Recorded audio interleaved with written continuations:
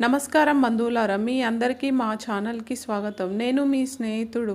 ఈరోజు మనం తెలుగు జానపద గీత ఈరోజు మనం తెలుగు జానపద కథల్లో ఒక ముఖ్యమైన పాత్ర గురించి తెలుసుకుందాం. ఆ పాత్ర ఎవరో తెలుసా? అది మన ప్రియమైన బాలనాగమ్మ. బాలనాగమ్మ కథ చాలామందికి తెలుసు కదా, కానీ ఈరోజు మనం ఆ కథని కొంచెం డీప్గా బయోగ్రఫీ స్టైల్లో చూద్దాం. రెడీనా?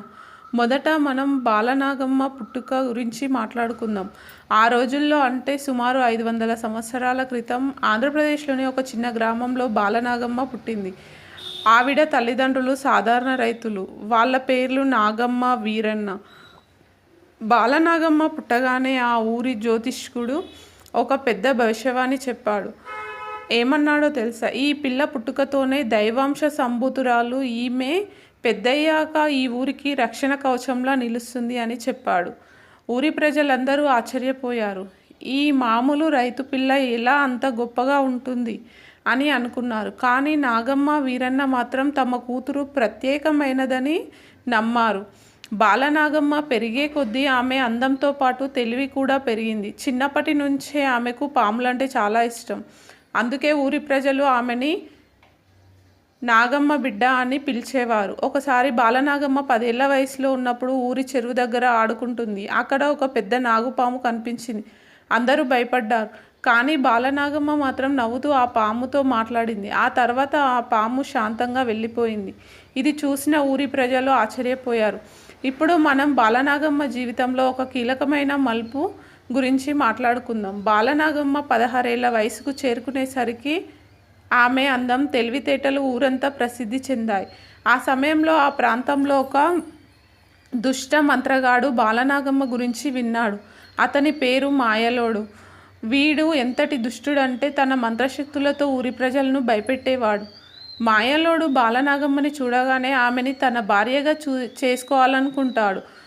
అతను బాలనాగమ్మ తల్లిదండ్రుల దగ్గరికి వెళ్ళి, నా శక్తులు మీకు తెలుసు, మీ అమ్మాయిని నాకు ఇచ్చి పెళ్లి చేయండి అని అడిగాడు. నాగమ్మ, వీరన్న భయపడ్డారు. కానీ బాలనాగమ్మ ధైర్యంగా ముందుకొచ్చి, నేను నీలాంటి దుష్టుడిని పెళ్లి చేసుకోను, నువ్వు వెంటనే వెళ్ళిపో అని చెప్పింది. దీంతో మాయలోడు ఎంతో కోపగించాడు. అతను తన మంత్రశక్తితో ఉపయోగించి బాలనాగమ్మని పాముగా మార్చేశాడు. నువ్వు నన్ను తిరస్కరించావు కాబట్టి ఇక నువ్వు శాశ్వతంగా పాముగానే ఉండిపో అని చెప్పించాడు. ఊరి ప్రజలంతా దిగ్భ్రాంతి చెందారు.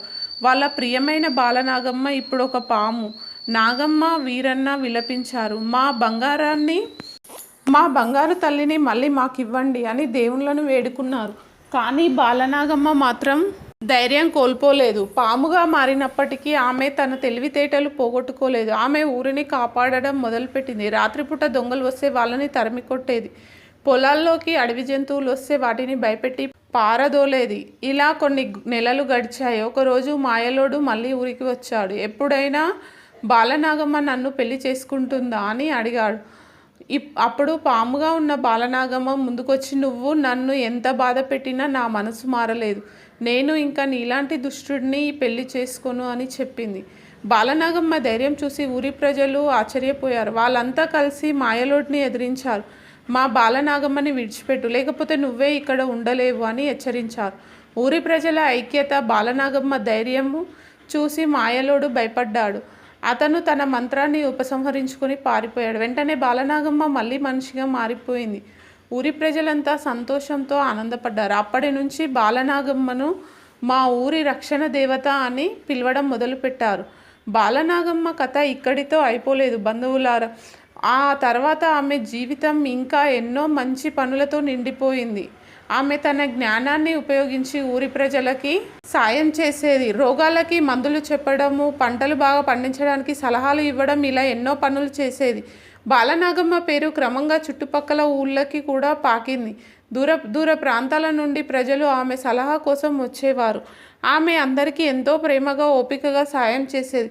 చివరికి బాలనాగమ్మ తన 80వ ఏట కన్నుమూసింది. కానీ ఆమె కథ మాత్రం ఇప్పటికీ ప్రజల నోళ్లలో నానుతూనే ఉంది.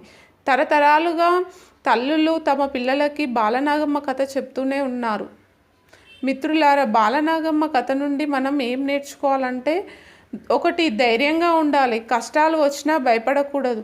2 మన నమ్మకాలకి కట్టుబడి ఉండాలి. తప్పు పనులు చేయమని ఎవ్వరు చెప్పినా వినకూడదు. 3 మన తెలివిని మంచి పనులకే వాడాలి, ఇతరులకి సాయం చేయాలి. 4 ఐక్యంగా ఉంటే ఏ సమస్యనైనా జయించవచ్చు.